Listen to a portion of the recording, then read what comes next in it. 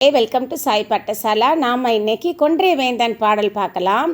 அன்னையும் பிதாவும் முன்னறி தெய்வம், கிட்டாதாயின் வெட்டன மர, குற்றம் பார்க்கின் சுற்றமில்லை, கைப்பொருள் தன்னில் மெய்ப்பொருள் கல்வி, சூதும் வாதும் வேதனை செய்யும், மருந்தேயாயினும் விருந்தோடுன், முற்பகல் செய்யின் பிற்பகல் விளையும், மூத்தோர் சொன்ன வார்த்தை அமிர்தம், திரைக்கடலோடியும் திரவியன் தேடு, தந்தை சொல்மிக்க மந்திரமில்லை. இந்த கொன்றை வேந்தன் எழுதினது ஔவையார். இதில் என்ன சொன்னாங்கன்னா, அப்பா அம்மா அது இவங்க 2 பேர் தான் நம்மளுடைய தெய்வங்கள். நமக்கு ஒன்று கிடைக்கலைன்னா அதை கண்டிப்பாக மறந்துடணும்.